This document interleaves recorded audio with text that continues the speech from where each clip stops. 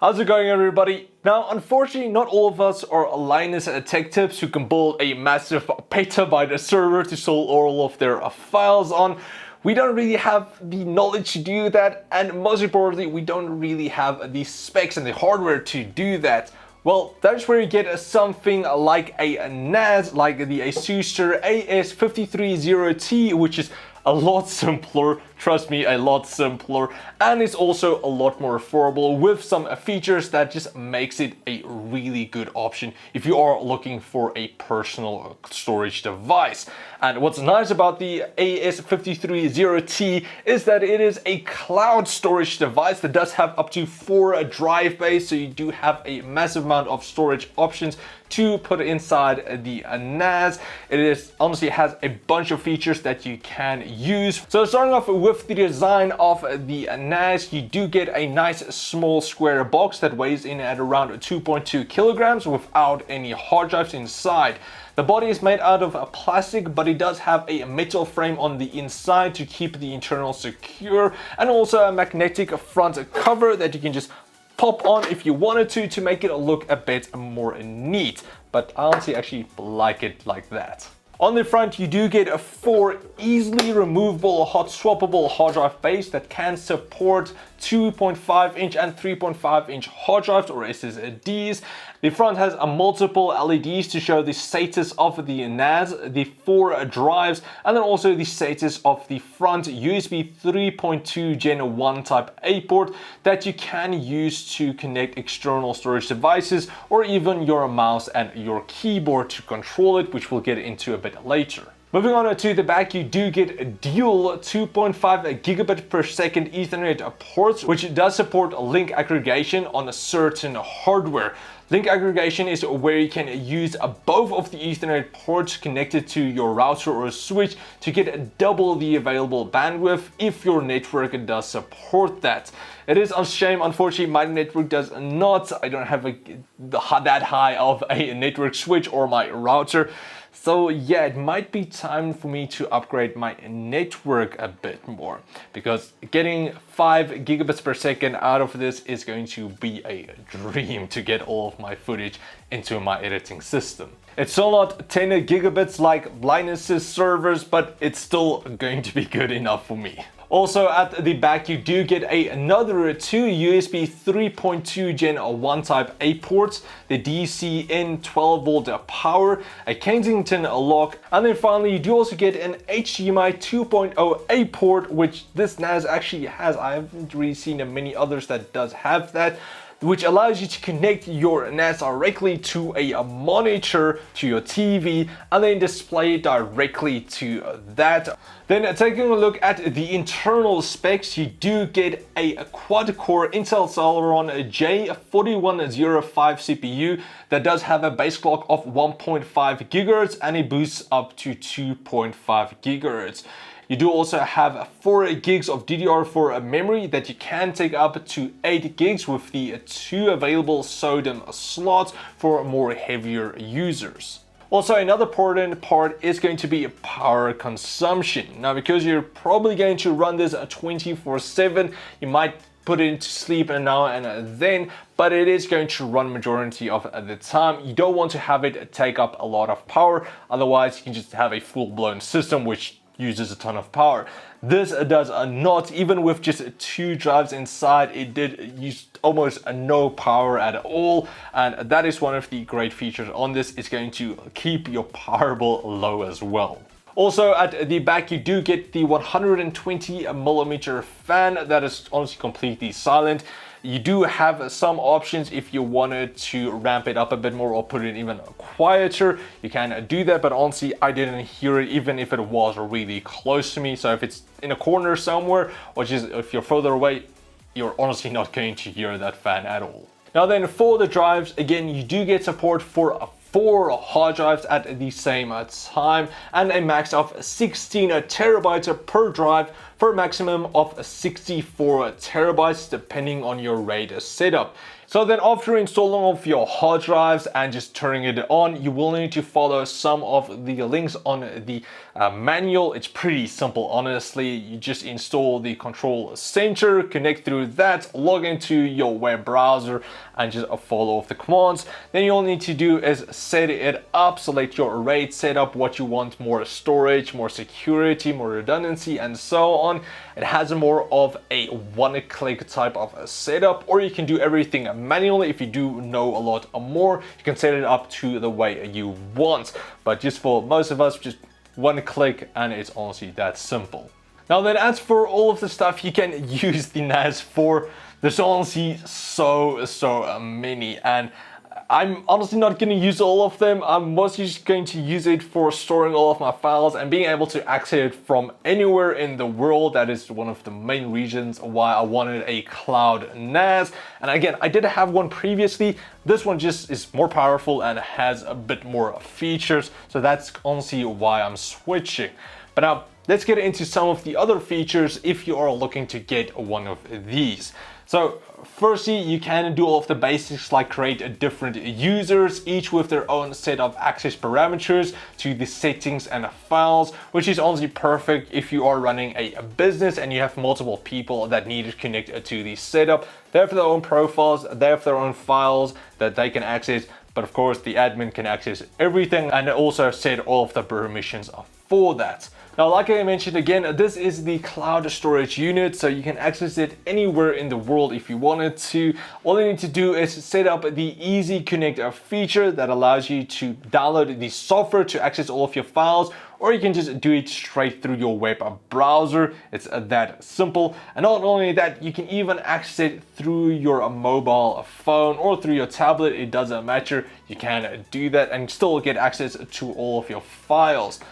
And if you wanted to, you can also connect your existing cloud storage devices like your current Google Drive account, your OneDrive account, and also Dropbox account to sync automatically into your personal storage device, your personal cloud, and back up all of your files directly to this unit for even more redundancy. So you can pretty much set up everything. It's so nice.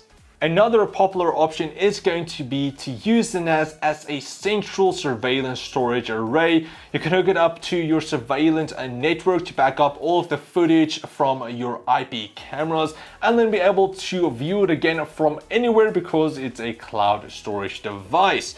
And honestly, this is a great feature if you do have a business and you're not always there. You can just log in straight into it and check out all of the footage, even if it is across the entire world. You can still access all of that and still use it for multiple other features, not just all of your security footage. But now, if you are more into media, you can also set up the NAS as your personal Plex server to watch all of your media.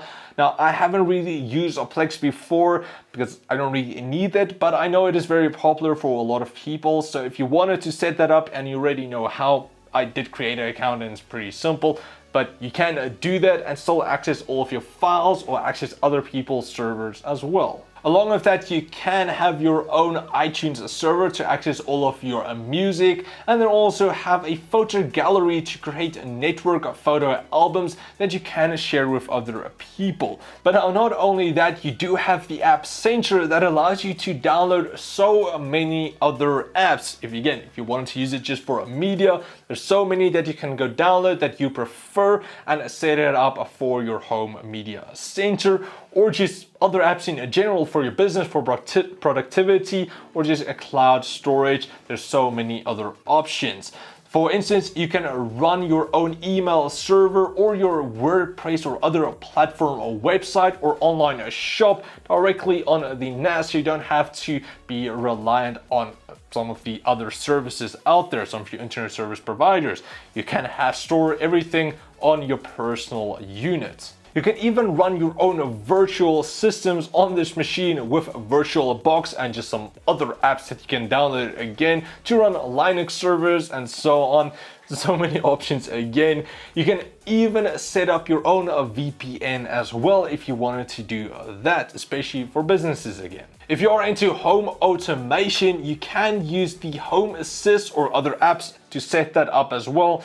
I honestly don't have that much knowledge on that, so I don't really know how to do that. But you do have the option if you wanted to control your entire house. That's pretty awesome, really. Next up, also, if you are into Minecraft, which again just blew up recently, you can even download an app to create your own Minecraft server. So if you wanted to create, let's say, a We Do Tech Minecraft server, there you go. Just download the app, install it, and just run it. Now, I haven't used it yet, but yeah, that might give me an idea to actually set that up in the near future. Now, along with that, you can also download some apps that allows you to run emulator games on. So, for instance, if you want to play some PSP games, some Game Boy games, or even some NES style games, there's a bunch of emulators that you can download to run those. Again, if you wanted to. If you don't, then yeah, it's just there, which is really cool. Now, we're not even close to done yet. There's still so many other things you can use the NAS for. For instance, you can use it for a dedicated download center. So if you wanted to download some programs, you can do that. If you wanted to download YouTube videos or Twitch videos, you can also do that with this. There's apps for that. Now, you can also do some naughty things with the NAS because there's apps for that. So yeah, if you wanted to download movies and series and games, you can do that as well because it does allow you to download torrents. There's apps, other apps that you can use to download games directly if you wanted to, and also watch movies directly online. Now, I'm not endorsing this because it's honestly not legal, so yeah, just be mindful of that. You can do that, but probably don't. So there you go. And then the final feature that we're going to go over is the Asustor portal, which works through the HDMI port, again, where you can connect it directly to a monitor or to your TV to get access to pretty much a smart device, kind of like an Android TV style thing. So some of the apps that you downloaded will work directly through the Asustor portal. So again, you can watch movies through that, you can watch TV series, you can do all of that stuff. There's honestly so many apps that you can download to watch through that and just again get access to all of the files on your NAS. It's just like a smart home server. So instead of a normal server, you have a smart home media server. There you go. So then that is some of the use cases for the AS5304T. Again, I just mentioned some of them. There's honestly so many more apps that you can download or just use it for. You can even write your own apps if you wanted to. So yeah, it's honestly so many options that you can use this. It's just I'm mostly going to use it to store all of my files on because I want to be able to access all of my work wherever I am, and that is why this thing is really awesome. So then that's pretty much it for my review of the Asustor AS5304T cloud storage server NAS. It's honestly just like a master box. It's honestly really awesome. There's so many things you can do with it. Again, like I mentioned, and there's some other ones that I haven't even mentioned that you can also do it for. If you're smarter than me, then there you go, you can just run a smart server, which is honestly awesome.